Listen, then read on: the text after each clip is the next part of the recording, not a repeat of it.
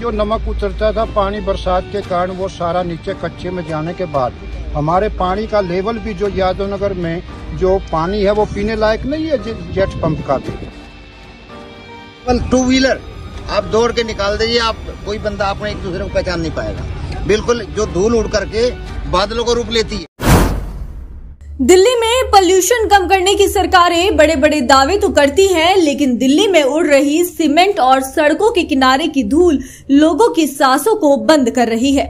उसी पर दिल्ली की आम आदमी पार्टी की सरकार व केंद्र सरकार दोनों ने आंख और कान बंद कर लिए हैं।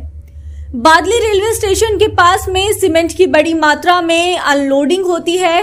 पिछले 1 साल से यह अनलोडिंग जारी है और सीमेंट की बोरियों से यहां पर पूरे एरिया में सीमेंट उड़ती रहती है और लोगों का सांस लेना भी मुश्किल हो जाता है। कई लोग तो यहां से अपना घर बेचकर पलायन भी कर गए और जिन्हें मजबूरी में रहना पड़ रहा है उनकी जिंदगी की सांसें कम हो रही हैं। यहां की RWA ने भी इकट्ठा होकर इसकी शिकायत रेल विभाग, NGT, दिल्ली सरकार, केंद्र सरकार सभी जगह पर दी है। बावजूद उसके कोई कार्रवाई नहीं हो रही है। स्थानीय लोग लगातार स्टेशन पर होने वाले सीमेंट के इस अनलोडिंग का विरोध कर रहे हैं। बावजूद उसके यहां पर किसी भी तरह से उस सीमेंट को उड़ाने से रोकने के उपाय या उसे यहां से कहीं एकांत जगह में शिफ्ट करने का प्रबंध सरकार द्वारा नहीं किया जा रहा है। Sharma, general secretary RWA Yadav Nagar. मैं यहाँ पर जो बादली रेलवे स्टेशन पर समस्या है सीमेंट अनलोडिंग की, ये हमारे यहाँ पिछले लगभग 1 वर्ष से चालू हुई है।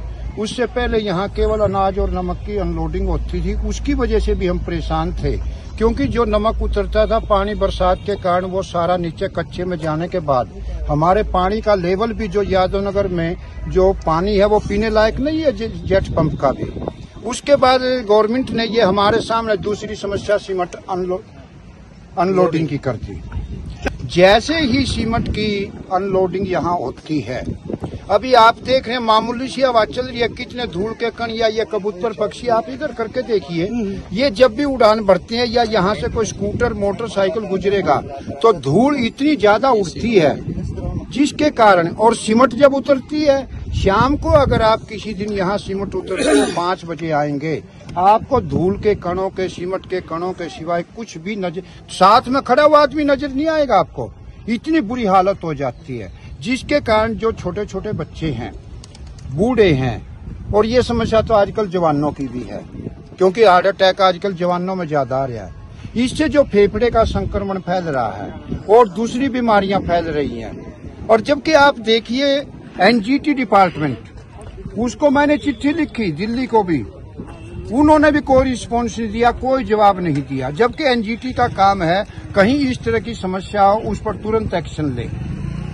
अब यादव नगर हार्डली 10 मीटर की दूरी पे है, इससे मेन रेजिडेंस पे है ये। इधर सूरज पार्क है, राजा विहार है, शिवपुरी, टीचर कॉलोनी, समयपुर, लिबासपुर, सिरसपुर, काफी इलाका पर हो इससे लगभग 10 लाख लोग यहाँ इससे प्रभावित हैं। समाधान की बात ये है, हमारी को जब से यहाँ पर अनलोडिंग शुरू हुई है सीमेंट की, तो इतनी प्रॉब्लम हो गई है धूल के पोल्यूशन की वजह से, रेजिडेंस नजदीक होने की वजह से, क्योंकि बहुत ही क्लोज रेजिडेंस है हमारा इस कॉलोनी का, यादव नगर का।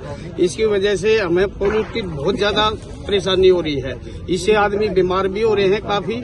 और जितनी अनलोडिंग अब हुई है सीमेंट की फरवरी से, जबकि इसके लिए सीमेंट उतरने के लिए अनलोडिंग का ओलंपिक कला में ऑथराइज उसको सैंक्शन किया जा चुका है, फिर भी यहाँ उतारा जा रहा है। अगर ये यहाँ रास्ता भी नहीं है, रास्ता न होने की वजह से जाम भी लगता है, और जाम लगने की वजह से यहाँ 3-3, 4-4 घंटे जाम रहता है। और जैसे ही यहाँ ट्रक ज्यादा खड़े रहते हैं तो धूल मिट्टी भी बहुत ज्यादा उड़ती है। शिकायतें हमने जी रेल विभाग में, रेल मंत्रालय में भी की है, और MLA को की है, MP साहब को की है, काफी शिकायतें की हैं, लेकिन उस पर कोई भी अब तक किसी किस्म का भी कोई एक्शन नहीं हुआ है। ईश्वर सिंह, तो जैसे मास्टर जी ने बताया कि यहाँ की प्रॉब्लम तो बहुत वो है, इम्पोर्टेंट है।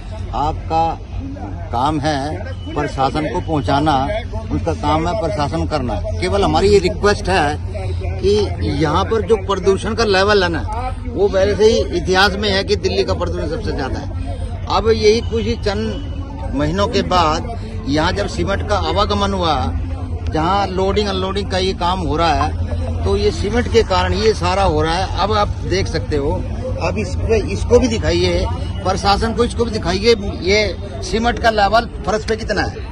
और यहाँ पर आप ट्रक की बात नहीं कर रहा हूँ, अगर आप केवल 2 व्हीलर आप दौड़ के निकाल दीजिए, आप कोई बंदा आपने एक दूसरे को पहचान नहीं पाएगा। बिल्कुल जो धूल उड़ करके बादलों को रूप लेती है। और इसके साथ ये धूल नहीं, साथ में हमारे पास ये एक मंदिर बना हुआ है, यहाँ पर आए दिन फंक्शन होते रहते हैं, ब्याह शादी होता रहता है। हम देखते हैं उड़ करके वहाँ पर ऐसे धूल बादलों की तरह आती है। जहाँ वो एक प्रोग्राम बन रहा है, उनका खान पान जो व्यवस्था वहाँ पर मंदिर में जो होती है, उसका क्या हाल होती है। अंडरस्टूड बात है, ये जब पोल्यूशन ऑलरेडी इतना है, उसके बाद सीमेंट के अगर हम सूंघेंगे कहाँ क्या होगा, संक्रमण तो फैलना ही फैलना है। मतलब सांस लेने में दिक्कत आएगी। हम ये कह रहे हैं कि ठीक है, अच्छी बात है, रेल का कारोबार अच्छा चले, लेकिन हम ये कह रहे हैं प्रॉपर एक मेंटेनेंस हो, प्रॉपर शेड हो, और ये इसका अगर मेंटेनेंस कर दें, रोड प्रॉपर सरफेस बढ़िया हो, उसकी सफाई रहे, धूल ना उड़े, इंतजाम वो कर दे। हम ये नहीं कह रहे कि रेल का काम रुके, लेकिन इसका मेंटेनेंस हो। मेंटेनेंस नहीं हो रहा। यहाँ नहीं, स्टेशन के सामने जहाँ सार्वजनिक स्थान है पूरा, शाम को देखो कितनी भीड़ होती है, व्हीकल कितनी भीड़ होती है। अगर एक स्पीड से निकल जाता है कोई व्हीकल, आप मतलब वहाँ पर बिना मुंह ढके आप सांस नहीं ले सकते।